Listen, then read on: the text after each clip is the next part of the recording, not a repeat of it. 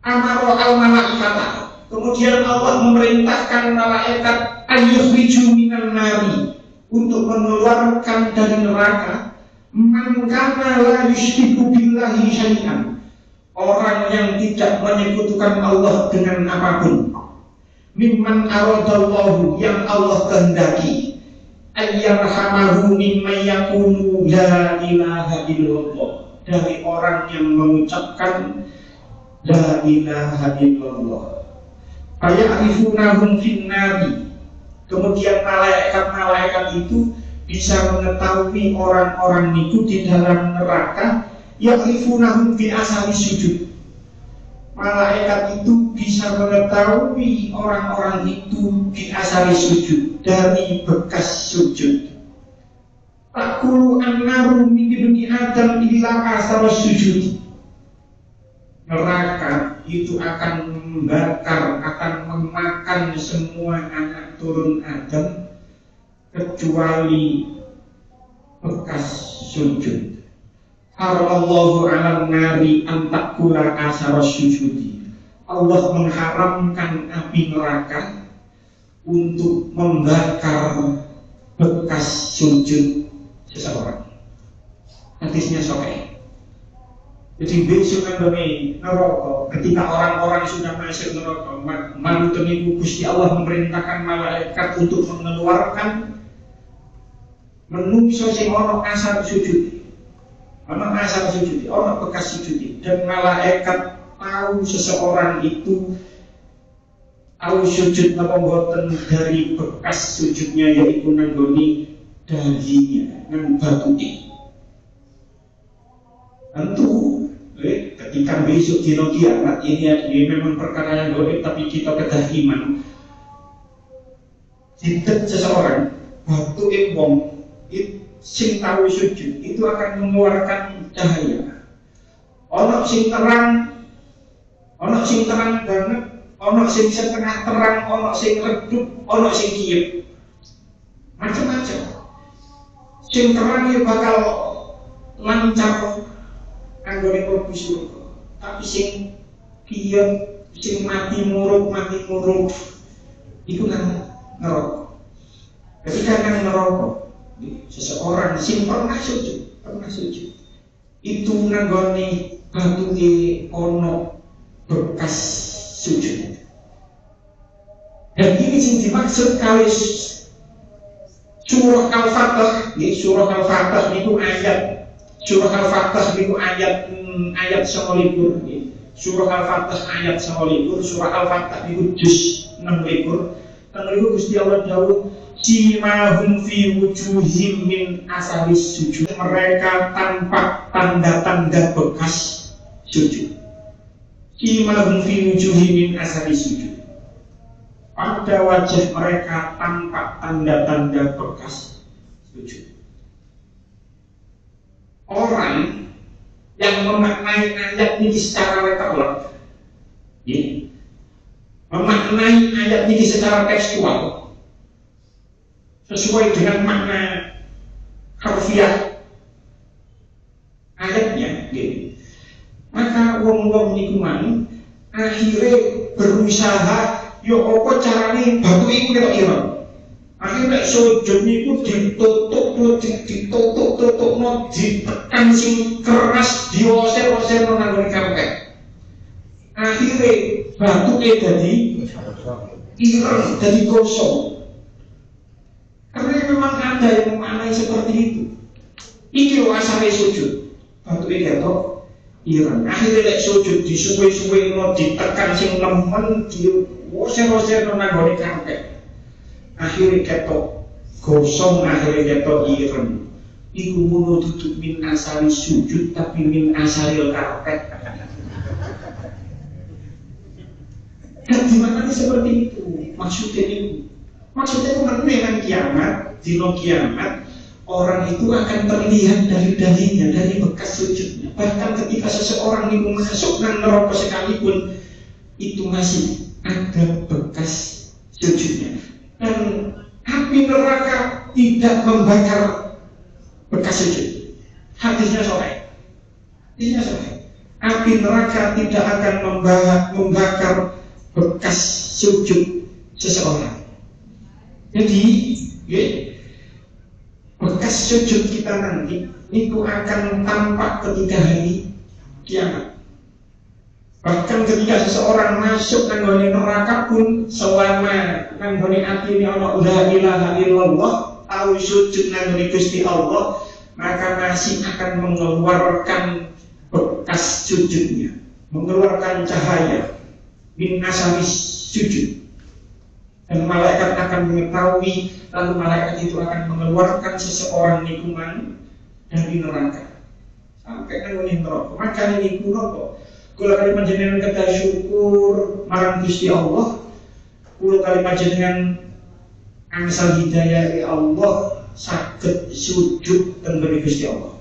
Sujud kita selama ini sujud, walaupun hanya mungkin sujud kita hanya liput sholat 5 waktu liput, tapi setidaknya sholat 5 waktu tidak kita tinggalkan. Itu akan menjadi min asari sujud kita kelak di hari kiamat. Teman yang bikin hadis terakhir bikin membahas tentang syafaat. Hadisnya lek wau lek sing sahih niki wau sahih, lek niki diceritakan menurut riwayat tidak sahih. Cuman niki diceritakan waqad kharaja Ibnu Majah fi sunanihi an Anas bin Malik.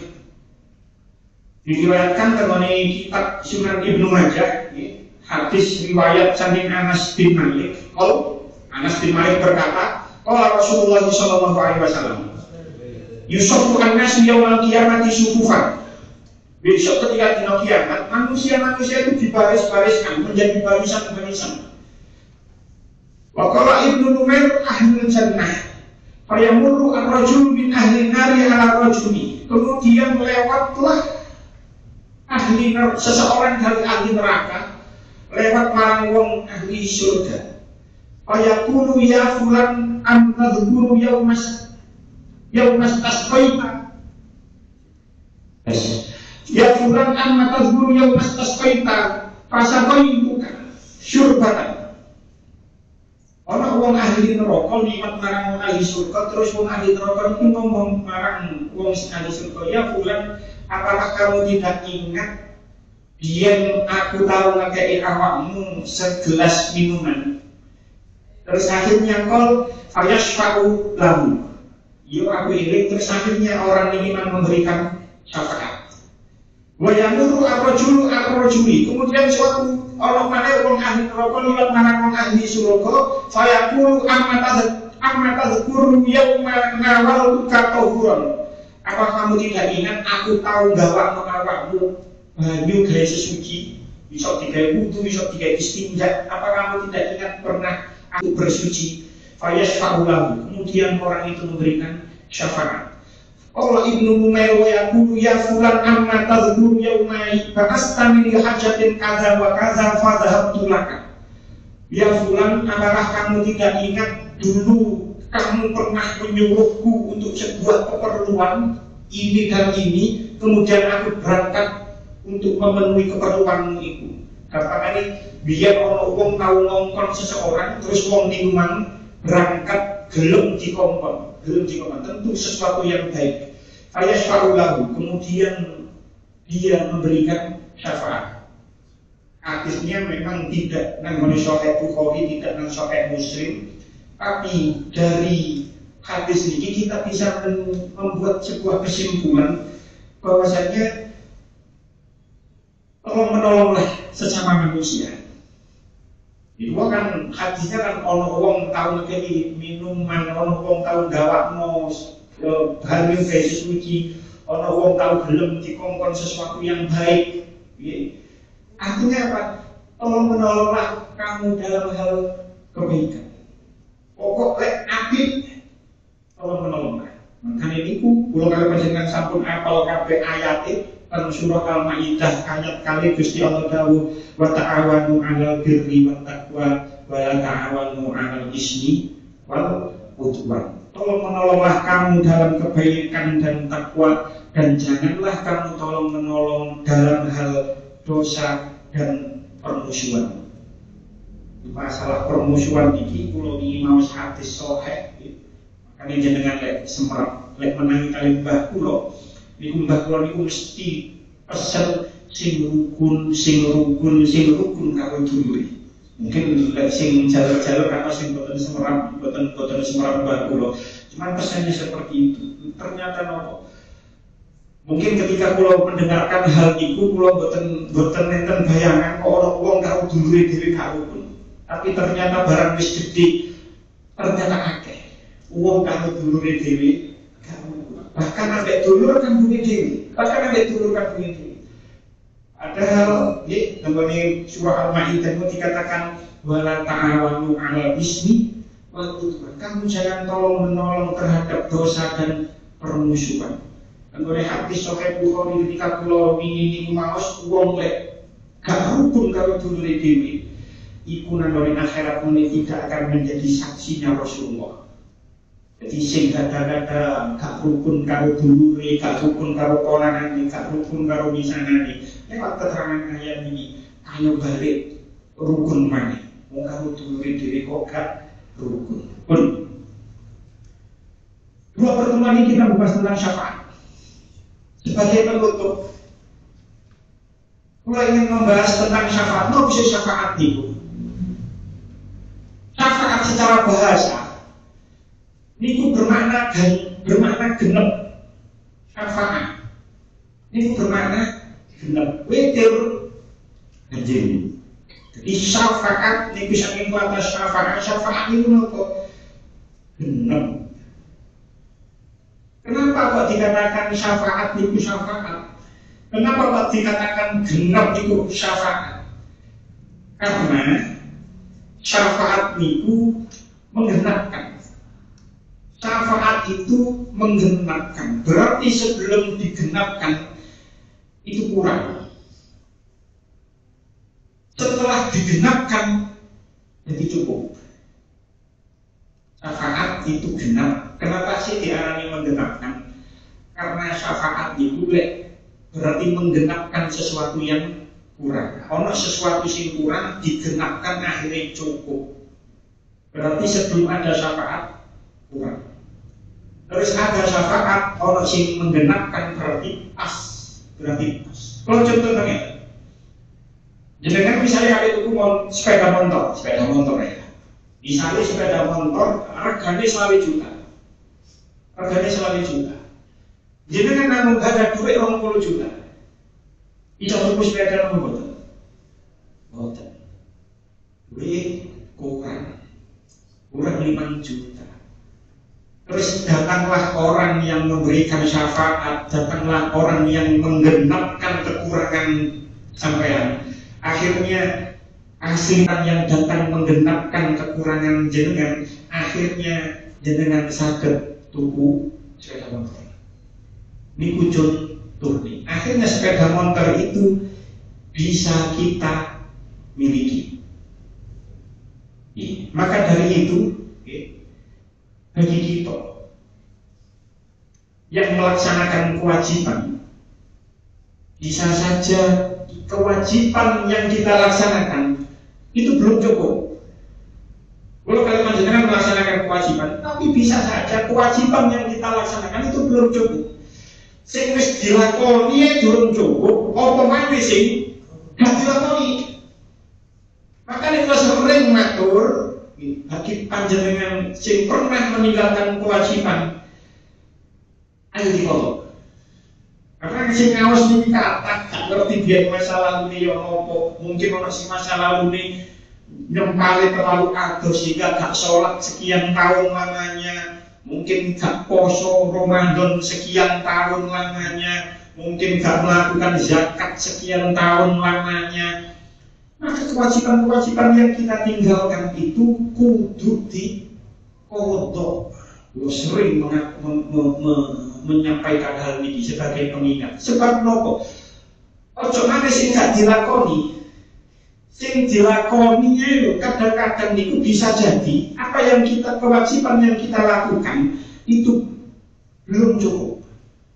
Makanya niku, ketika kita menjalankan kewajiban, hendaknya kita tambahi sesuatu agar bisa menggenapi barangkali apa kewajiban yang kita laksanakan itu kurang. Contoh, kalau panjenengan sholat 5 waktu, tapi bisa saja sholat kula kali panjenengan itu gak sempurna, gak diterima Gusti Allah, mbok ana riyake, mbok ana pamere, mbok waca wajane gak pas. Itu ada faktor apa yang menyebabkan sholat kita itu tidak sempurna sehingga tidak diterima di sisi Allah. Maka dari itu nopo, tambahilah dengan sholat-sholat sunnah. Sholat-sholat sunnah itu nanti yang akan menggenapi sholat wajib kita. Sholat-sholat sunnah itu nanti yang akan menggenapi barangkali di dalam sholat wajib kita ada kekurangan-kekurangannya. Maka sholat-sholat sunnah itu nanti menggenapi. Paling tidak, paling sing kuat di antara sholat sunnah rawatib sing kuat itu menurut pendapat itu ada 10 rakaat, ada 12 rakaat. Iki sing kuat, iso nggih ojo ditinggal lek iso ojo ditinggal. Napa mawon 2 rakaat qobliyah subuh. Akut niki, akut. Tapi niki sing paling kuat di antara yang lain. 2 rakaat subuh, qobliyah subuh. 2 rakaat qobliyah zuhur. Niku nggih kuat. 2 rakaat qobliyah zuhur. Apa? 2 rakaat ba'diyah zuhur. Berarti 6. 2 rakaat ba'diyah zuhur. Asar itu mboten enten sing kuat. 2 rakaat maghrib, ba'diyah maghrib. Berarti 8 ambek 2 rakaat ba'diyah isya. Berarti 10. Enten sing ngarani rolas memang ada hadisnya, enten hadisnya, enten sing mengatakan 10 rakaat, enten mengatakan 12 rakaat. Sing 12 rakaat itu nopo? Dia zuhur niku rakaat. Jadi mabot ya zuhur kapan-kapan. Cuman zuhur niku terkumpul teng mriku 2 rakaat qobliyah, bahkan dikatakan 4 rakaat ba'diyah. Niku sing kuat. Ana posisi kuat niku adalah sholat sunnah rawatib yang kuat. Lek 10 rakaat yo ba'diyah zuhur loro, lek 12 rakaat ba'diyah zuhur apa? Itu kalau kita kerjakan itu akan menggenapi kekurangan kita di dalam sholat fardu. Mungkin sholat kula mboten pas bacaannya, mungkin ono riyake, mungkin ono napane sehingga terjadi kekurangan. Maka kerjakan sholat-sholat sunnah, karena sholat-sholat sunnah itu akan mensyafaati sholat fardu, menggenapkan sholat fardu. Begitu juga puasa. Mungkin gak ono wis kula poso misale, kula gak tau mokel poso Ramadan. Iya gak tau mokel, bener gak tau mokel. Tapi mungkin ketika poso ngerasani wong, mungkin ketika poso ndelok sesuatu yang dilarang oleh Allah, mungkin ketika poso bujuk. Maka kerjakan puasa-puasa sunnah untuk menggenapkan kekurangan kita ketika melakukan puasa Ramadan. Jadi ojo wis puasa sunnah seperti puasa wajib tok, ojo. Lakukan puasa sunnah karena bisa jadi ketika kita melakukan puasa Ramadan kita melakukan bohong, kita melakukan ngerasani wong bener gak poso, bener-bener poso tapi lisani bejuk, lisani ngerasani atau yang lain sebagainya, sehingga perlu digenapi dengan puasa-puasa sunnah. Mungkin panjenengan puasa pun zakat, tahun zakat, bisa jadi zakat kita masih ada kekurangan. Karena ada kekurangan, maka genapkanlah dengan infak, dengan sedekah. Begitu juga haji. Kalau pun tahu haji kok, wis tahu haji. Karena wis tahu haji, mungkin ketika haji kita melakukan kekurangan-kekurangan, mungkin kita masih bertengkar dengan teman, berdebat dengan pasangan ketika haji, maka genapkanlah haji kita dengan umroh. Jadi wis haji yo, jenengan berangkat umroh ya betul nopo, karena itu akan menggenapkan kekurangan-kekurangan dari kewajiban-kewajiban yang kita kerjakan. Nah, niku sing kedah kita kerjakan dengan sepenuh hati. Apa sih nopo? Lek pancen biyen gak nglakoni kewajiban, yo kudu dikodok kewajiban-kewajiban. Lek pancen kewajiban-kewajiban sudah kita kerjakan, ayo kita kerjakan yang sunnah. Sunnah itu yang harus kita kerjakan. Jangan sampai seperti pemahaman arek nom-nom saiki. Arek nom-nom saiki niku kula ngarani arek nom-nom saiki niku kathah mereka di antara mereka yang salah memahami syafaat. Mereka itu salah memahami syafaat. Mereka berkata cinta Nabi, berharap syafaat Nabi. Ono majlisan nang dindi diparani. Ada teman-teman yang kita lagi keren seperti ini. Ono majlisan nang kono ditekani, ono majlisan nang kono ditekani. Majlisannya sampai dalu, tapi nang majlisan itu joget-joget mengikuti irama musik. Kan dikata Indonesia ini seperti itu. Campur lanang wedok bahkan wingi kula enten acara selawatan ketika nutup dalan nang Mabung Asri niku kula mantuk niku ana arek lanang wedok gandengan cipta. Kula iku batin arek iki pacaran tak bojoan, lek bojoan iku mosok sing koyo ngene, tapi lek pacaran koyo mati majlisan. Mereka itu mengatakan seperti itu, mengaku cinta Nabi, tapi mulai majlisane wis dalu teko omah gak langsung turu, akhirnya coba hilang. Akhirnya gak sembahyang coba, gak sembahyang coba warna gak dikodok bisa, gak dikodok bisa. Berharap syafaat Kanjeng Nabi, tapi dia meninggalkan kewajiban yang sudah diwajibkan oleh Allah terhadap mereka. Itu adalah sebuah kesalahan. Jadi kata wong arek-arek nom-nom sakniki niku ngaku cinta Nabi, melok majlisan nang dindi, berharap syafaat Nabi, tapi dia tidak melaksanakan apa yang diperintahkan oleh Allah, bahkan menjalankan, bahkan melakukan apa yang dilarang oleh Allah. Apa sing rada-rada viral ono sing kabeh budal majlisan mendhet dhisik, ngombe dhisik niku ono. Sing bodol-bodol niku ya sing bodol-bodol mboten kula sebut. Ya bener-bener ae. Mereka mengatakan luwih apik iki timbangane gak maca selawat berblas. Tapi koyo ngono joget-joget gak karu-karuan gondrong tak tuan terus ono sing ngombe dhisik pasan. Iya, sing ngombe dhisik ngoten niku. Mono mengaku mencintai Nabi, itu adalah pemahaman yang salah. Tahu lah, kalau sing dadi panitia, kanca kula dhewe, ya kula tekani. Tapi wis kula sing nisor mulai wis gak melok joget-joget, gak melok campur lanang wedok wis mboten. Wis kula melok ngoten. Cuman kalau kula pribadi, ya jenengan saged nerima saged mboten. Kalau memang kita mencintai Nabi, ya kita buktikan dengan mencintai Nabi dengan memperbanyak membaca sholawat ketika kita berada sendirian, atau tidak berada pada acara sing rame-rame joget-joget ono alunan musik kaya ngoten iku mah. Kula mboten cocok. Makanya kula mboten tahu hadir. Wis hadir wis ngene lek wayahe kliwonan ayo maca nandiyah. Lek wayahe nandi ono maca sholawat. Wis niku mau. Tidak ada alunan musik, tidak ada joget-joget, tidak ada alunan-alunan bacaan selain sholawat Nabi. Lek acara-acara wonten kan mas-mas opai kan ono. Wis divariasi sembarang kali. Iku wis tambah nopo iku wis tambah variasi gak karuan. Lek pancen cinta Kanjeng Nabi, boleh saja sah-sah saja ikut acara seperti itu.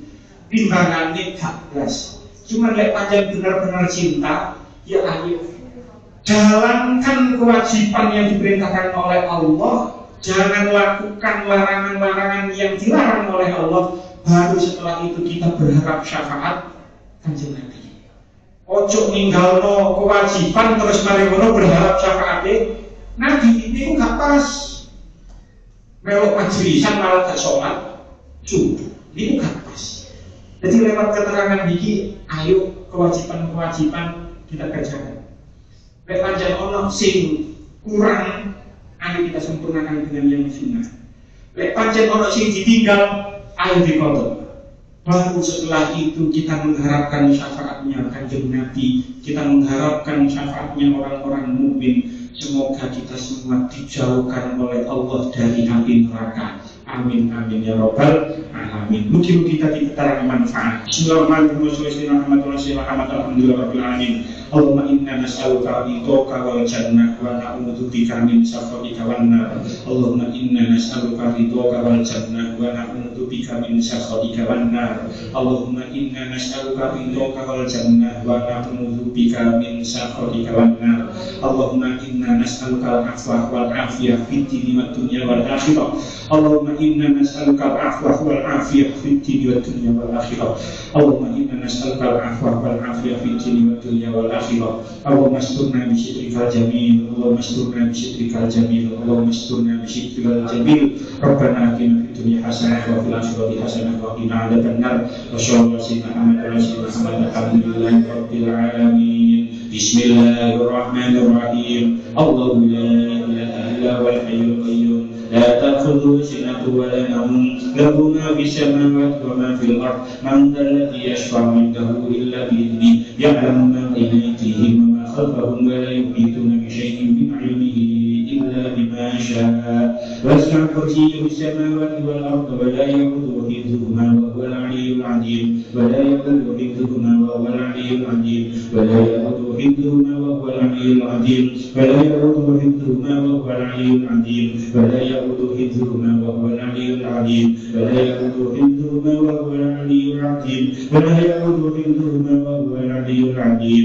الله لا إله إلا هو الحي القيوم لا تأخذه سنة ولا نوم له ما في السماوات وما في الأرض من ذا الذي يشفع عنده إلا بإذنه يعلم ما بين أيديهم وما خلفهم ولا يحيطون بشيء من علمه إلا بما شاء وسع كرسيه السماوات والأرض ولا يؤوده حفظهما وهو العلي العظيم ولا يؤوده حفظهما وهو العلي العظيم ولا يؤوده حفظهما وهو العلي العظيم ولا يؤوده حفظهما وهو العلي العظيم ولا يؤوده حفظهما وهو العلي العظيم ولا يؤوده حفظهما وهو العلي العظيم ولا يؤوده حفظهما وهو العلي العظيم ولا يؤوده حفظهما وهو العلي العظيم. الله لا إله إلا هو الحي القيوم لا تأخذه سنة ولا نوم له ما في السماوات وما في الأرض من ذا الذي يشفع عنده إلا بإذنه يعلم ما بين أيديهم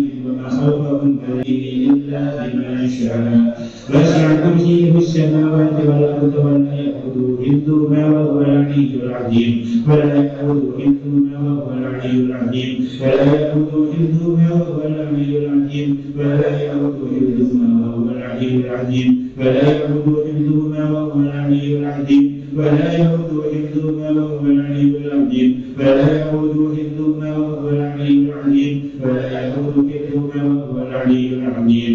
الله لا إله إلا هو الحي القيوم لا تأخذه سنة ولا نوم له ما في السماوات وما في الأرض من ذا الذي يشفع عنده إلا بإذنه يعلم ما بين أيديهم وما خلفهم ولا يحيطون بشيء من علمه إلا بما شاء وسع كرسيه السماوات والأرض ولا يؤوده حفظهما وهو العلي العظيم ولا يؤوده حفظهما وهو العلي العظيم ولا يؤوده حفظهما وهو العلي العظيم ولا يؤوده حفظهما وهو العلي العظيم ولا يؤوده حفظهما وهو العلي العظيم ولا يؤوده حفظهما وهو العلي العظيم ولا يؤوده حفظهما وهو العلي العظيم ولا يؤوده حفظهما وهو العلي العظيم.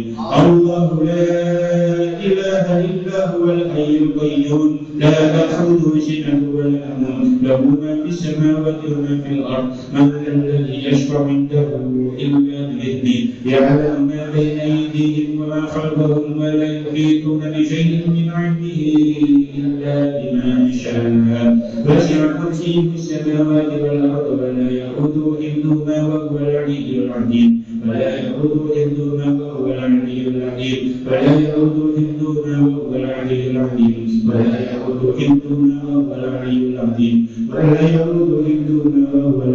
العظيم ولا يؤوده حفظهما وهو العلي العظيم ولا يؤوده حفظهما وهو العلي العظيم الله لا إله إلا هو الحي القيوم لا تأخذه سنة ولا نوم له ما في السماوات وما في الأرض من الذي يشفع عنده إلا بإذنه يعلم ما بين أيديهم وما خلفهم ولا يحيطون بشيء من علمه إلا بما شاء وسع كرسيه السماوات والأرض ولا يؤوده حفظهما وهو العلي العظيم ولا يؤوده حفظهما وهو العلي العظيم ولا يؤوده حفظهما وهو العلي العظيم ولا يؤوده حفظهما وهو العلي العظيم ولا يؤوده حفظهما وهو العلي العظيم ولا يؤوده حفظهما وهو العلي العظيم ولا يؤوده حفظهما وهو العلي العظيم ولا يؤوده حفظهما وهو العلي العظيم الله لا إله إلا هو الحي القيوم لا تأخذه سنة ولا نوم له ما في السماوات وما في الأرض من ذا الذي يشفع عنده إلا بإذنه يعلم ما بين أيديهم ومن خلفهم ولا يحيطون بشيء من علمه إلا بما شاء وسع كرسيه السماوات والأرض ولا يؤوده حفظهما وهو العلي العظيم ولا يؤوده حفظهما وهو العلي العظيم ولا يؤوده حفظهما وهو العلي العظيم ولا يؤوده حفظهما وهو العلي العظيم ولا يؤوده حفظهما وهو العلي العظيم ولا يؤوده حفظهما وهو العلي العظيم ولا يؤوده حفظهما وهو العلي العظيم ولا يؤوده حفظهما وهو العلي العظيم. Assalamualaikum warahmatullahi wabarakatuh.